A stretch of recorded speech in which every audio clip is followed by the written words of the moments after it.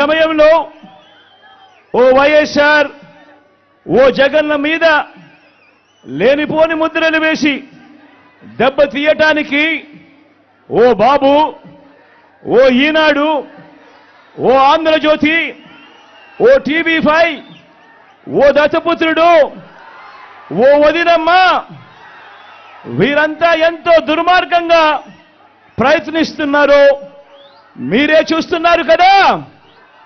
వీరి కుట్రలను మీరందరూ కూడా చూస్తున్నారు కదా.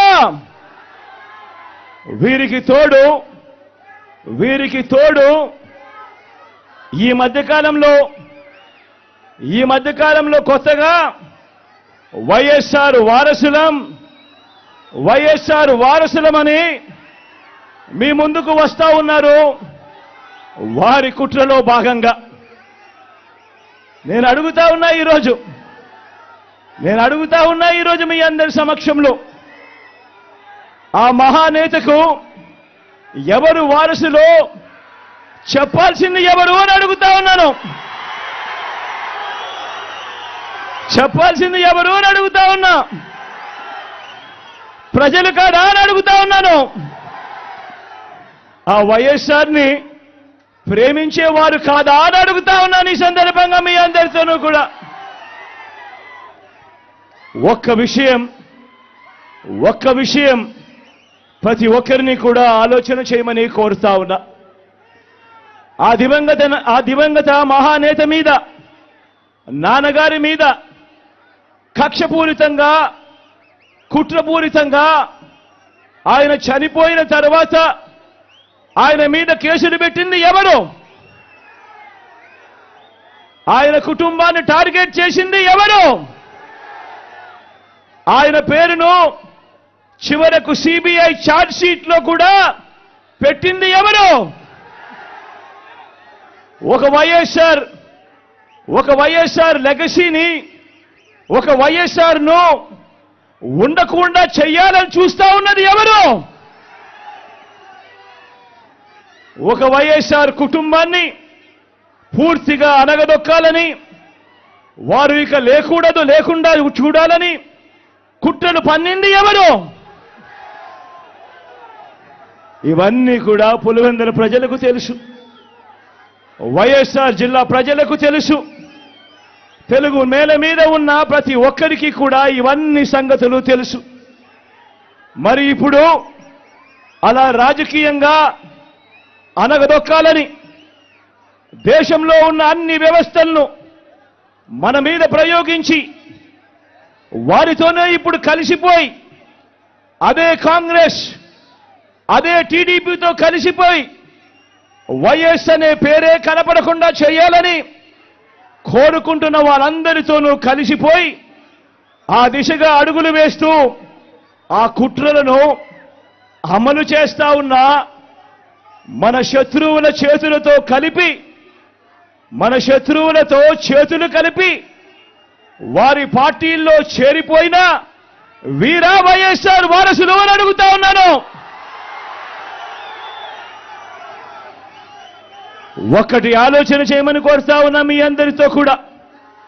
వైఎస్ఆర్ గారు బతుకున్నంత కాలం ఎవరితో పోరాటం చేశారు అని చెప్పి ప్రతి ఒక్కరూ కూడా ఆలోచన చేయమని కోరుతా ఉన్నా. వైఎస్ఆర్ను ప్రతి గ్రామంలో అభిమానించే ప్రతి అభిమాని, వైఎస్ఆర్ను ప్రతి గ్రామంలోనూ అభిమానించే ప్రతి కార్యకర్త ఎవరితో యుద్ధం చేశారు అని చెప్పి ఆలోచన చేయమని కోరుతా ఉన్నా. మరి ఆ వైఎస్ఆర్ మీద కుట్రలు, కుతంత్రాలు చేసిన ఆయన శత్రువులతో పసుపు చీర కట్టుకొని వారి ఇళ్లకు వెళ్ళి వారికి మోకరిల్లి వారి కుట్రలో భాగమవుతూ వారి స్క్రిప్టులను వారు చెప్పినది మక్కి చదివి వినిపిస్తూ కుట్రల్లో భాగమవుతా ఉన్న వీళ్ళ వైఎస్ఆర్ వారసులు అని అడుగుతా ఉన్నాను మీ అందరి సమక్షంలో. వైఎస్ఆర్ కీర్తి ప్రతిష్టలను ఆయన పేరునే ప్రజల మనసు నుంచి చెరిపేయాలని వైఎస్ఆర్ కాంగ్రెస్ పార్టీయే ఉండకూడదని, వైఎస్ఆర్ విగ్రహాలు ఏ గ్రామంలోనూ కూడా ఉండకూడదని బహిరంగంగానే ఆ విగ్రహాలన్నింటినీ ముక్కలు చెప్పలు చేస్తాము అని చెప్పిన వారితో, చెబుతున్న వారితో చేతులు కలిపిన వీరా వైఎస్ఆర్ వారసులు అని అడుగుతా ఉన్నాను. మరి ఇక్కడే ఆలోచన చేయమని అడుగుతా ఉన్నా. ఇలాంటి వారికి ఓటు వేస్తే వైఎస్ఆర్ లెగసీకి ఓటు వేసినట్ట, లేక ఇలాంటి వారికి ఓటు వేస్తే వైఎస్ఆర్ పేరును కనపడకుండా చేసే కుట్రల కార్యక్రమానికి ఓటు వేసినట్ట అన్నది ప్రతి ఒక్కరూ కూడా ఆలోచన చేయమని కోరుతా ఉన్నా.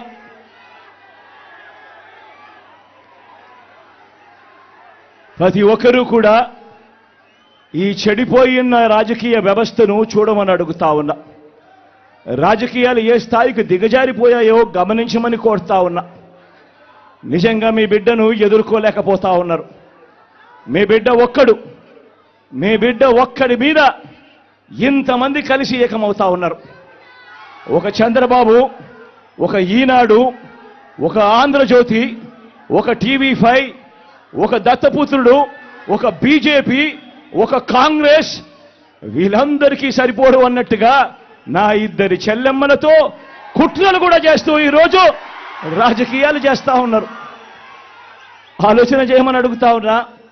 రాజకీయాలు ఏ స్థాయికి పతనమైపోయాయో గమనించమని కోరుతా ఉన్నా. ఇక మా చిన్నాన్నగారి విషయానికే వద్దాం.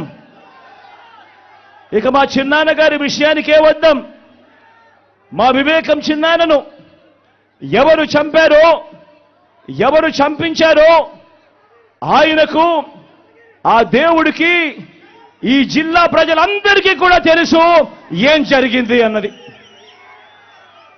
కానీ బురద జల్లేందుకు ఇద్దరు చెల్లెమ్మలను ఎవరు పంపించారో, వారు వెనకాల ఎవరు ఉన్నారో మాత్రం మీ అందరికీ కూడా రోజు కనిపిస్తూనే ఉంది. ఇంకా ఆశ్చర్యం ఏమిటో తెలుసా? వివేకం చిన్నారను అతి దారుణంగా చంపి, అవును నేనే చంపాను అని అతి హేయంగా బహిరంగంగా చెప్పుకుంటూ తిరుగుతున్న హంతకుడికి మద్దతు ఇస్తున్నది ఎవరు? మీరే రోజు చూస్తున్నారు కదా అని అడుగుతా ఉన్నాను.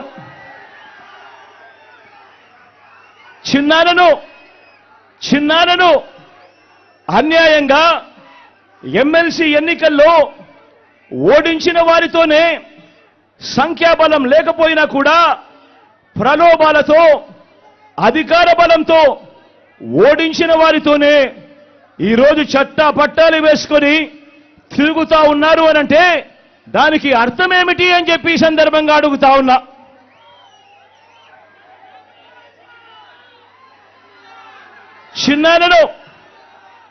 చిన్నానకు రెండో భార్య ఉన్న మాట వాస్తవం అవునా కాదా?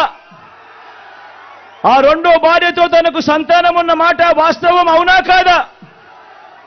అవినాష్ అక్కడికి ఎవరు ఫోన్ చేస్తే వెళ్ళాడు వంటి అనేక ప్రశ్నలు అవినాష్ తన అనేక ఇంటర్వ్యూస్లో, తన ప్రెస్ కాన్ఫరెన్స్లో తాను లేవనెత్తిన ప్రశ్నలు సహేతుకమే కదా అని చెప్పి ఎవరైనా అవినాష్ వైపు ఎవరైనా మాట్లాడితే చాలు వెంటనే వారి మీద కూడా అడ్డగోలు ఆరోపణలు చేస్తూ కుట్ర రాజకీయాలు చేస్తా ఉండడం ధర్మమేనా అని చెప్పి ఈ సందర్భంగా ప్రతి ఒక్కరిని కూడా అడుగుతా ఉన్నా. ఆలోచన చేయమని చెప్పి ప్రతి ఒక్కరిని కూడా అడుగుతా ఉన్నా. ఇలా చిన్నాన్నను ఓడించిన వారిని గెలిపించాలని తిరగడం కంటే దిగజారుడు రాజకీయాలు ఎక్కడైనా ఉంటాయా అని చెప్పి ఈ సందర్భంగా అడుగుతా ఉన్నా. మరో వంక కాంగ్రెస్ పార్టీకి ఓట్లు ఎన్నొచ్చాయి. మరో వంక నోటాకు వచ్చినన్ని ఓట్లు కూడా రాని కాంగ్రెస్ పార్టీతో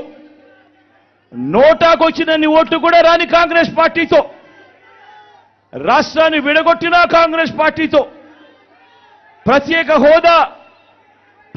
హోదాను విభజన చట్టంలో చేర్చకుండా రాష్ట్రాన్ని దుర్మార్గంగా విడగొట్టి రాష్ట్రానికి అన్యాయం చేసిన ఆ కాంగ్రెస్ పార్టీలో చేరి వైఎస్ఆర్ గారి పేరును ఆయన చనిపోయిన తర్వాత ఛార్జ్ షీట్లో పెట్టిన ఆ కాంగ్రెస్ పార్టీకి మొత్తంగా వైఎస్ఆర్ గారి పేరునే తుడిచివేయాలని కనబడకుండా చేయాలని ప్రయత్నిస్తున్న వారికి ఓటు వేయటము అనంటే దానివల్ల ఎవరికి లాభము అన్నది ప్రతి ఒక్కరూ కూడా ఆలోచన చేయమని కోరుతా ఉన్నా. అటువంటి కాంగ్రెస్ పార్టీకి ఓటు వేస్తే మన ఓట్లు చీలిస్తే వచ్చే లాభం బాబుకు బీజేపీ కూటమికి కాదా అని అడుగుతా ఉన్నాను. ఈ సందర్భంలో నేను ప్రతి ఒక్కరూ కూడా ఆలోచన చేయమని కోరుతా ఉండా. ఇదంతా కూడా మన ఓట్లను విడగొట్టి వాళ్ళను గెలిపించాలనే ప్రయత్నం కాదా అని అడుగుతా ఉన్నాను. ఈ సందర్భంగా అందరూ కూడా ఆలోచన చేయమని కోరుతా ఉన్నా. అసలు ఎవరికి వైఎస్ఆర్ గారి మీద ప్రేమ ఉంది అన్నది ప్రతి ఒక్కరూ కూడా గమనించమని అడుగుతా ఉన్నా, ఆలోచన చేయమని అడుగుతా ఉన్నా. ఎవరికి పులివెందుల కడప గడ్డ మీద ఎవరికి ప్రేమ ఉంది అన్నది ప్రతి ఒక్కరూ కూడా గమనించమని కోరుతా ఉన్నా. ఎవరికి ఈ పేర్లన్నీ ఓ వైఎస్ఆర్ గారి పేరు, ఓ పులివెందుల పేరు, ఓ వైఎస్ఆర్ జిల్లా పేరు చిరస్థాయిగా ప్రజల గుండెల్లో నిలిచిపోవాలని ఆరాటపడుతున్న వారు ఎవరు అన్నది ప్రతి ఒక్కరూ కూడా ఆలోచన చేయమని కోరుతా ఉన్నా. మరో వంక ఈ పేర్లే లేకుండా చేయాలని ఆరాటపడతా ఉన్నా ఆ రెండు పార్టీలతో జతకట్టి తన సొంత లాభం కోసం, రాజకీయ స్వార్థం కోసం ఎవరు ఆ పేరు లేకుండా కుట్రలు చేస్తా ఉన్నారు అన్నది గమనించమని చెప్పి కూడా కోరుతా ఉన్నా. మరి ఇవన్నీ గమనించినప్పుడు ఎవరికైనా ఏమనిపిస్తుంది? మరి వీరు వైఎస్ఆర్ వారసులా, లేక వైఎస్ఆర్ గారు ఎవరితో బ్రతికుండగా యుద్ధం చేశారో, వైఎస్ఆర్ గారు అభిమానించే ప్రతి గ్రామంలోనూ అభిమానించే వాళ్ళు, ప్రతి గ్రామంలో అభిమానించే కార్యకర్త ఎవరితో అయితే యుద్ధం చేశారో ఆ చంద్రబాబుకు వారసులా అని చెప్పి మీరే ఆలోచన చేయమని చెప్పి ప్రతి ఒక్కరిని కూడా కోరుతా ఉన్నా. పులివెందుల ప్రజలకు, రాష్ట్ర ప్రజలకు కూడా, పులివెందుల ప్రజలకు, రాష్ట్ర ప్రజలకు కూడా, మరీ ముఖ్యంగా నా మీద ఆరోపణలు చేస్తా ఉన్న నా బంధువులకు కూడా ఈ సందర్భంగా ఒక్కటి చెప్పదలుచుకున్నా. ముఖ్యమంత్రిగా దేవుడు మీ బిడ్డకు అధికారం ఇచ్చింది. ముఖ్యమంత్రిగా దేవుడు అధికారాన్ని మీ బిడ్డకిచ్చింది డబ్బులు సంపాదించుకునే దానికోసం కాదు, మీ బిడ్డ డబ్బులు సంపాదించుకునే దానికోసం కాదు, నా కుటుంబ సభ్యులను కోటీశ్వరులను చేసేందుకు కాదు. ఆ దేవుడు మీ బిడ్డకు ఈ ముఖ్యమంత్రి పదవి ఇచ్చింది పేదలందరికీ మంచి చేసేందుకు, ఆ పేదలకు మేలు చేసేందుకు దేవుడు ఈ అధికారాన్ని మీ బిడ్డకిచ్చాడు, మీ జగన్కి ఇచ్చాడు. జగన్ అధికారంలోకి వచ్చిన తర్వాత మమ్మల్ని పక్కన పెట్టాడు అని చెప్పి మాట్లాడుతా ఉన్న నా బంధువులకు ఈ సందర్భంగా తెలియజేస్తా ఉన్నా. మరొక విషయం కూడా నిండు మనసుతో చెప్తా ఉన్నా. వైఎస్ అవినాష్ ఏ తప్పు చేయలేదని నేను బలంగా నమ్మాను కాబట్టే నేను అవినాష్కు టికెట్ ఇచ్చాను.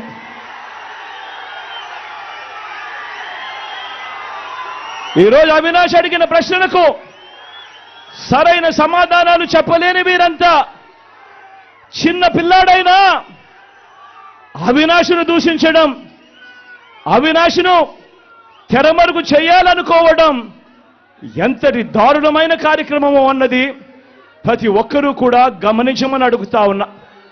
మా అందరికన్నా చాలా చిన్నోడు అవినాష్, చాలా చాలా చిన్న పిల్లోడు.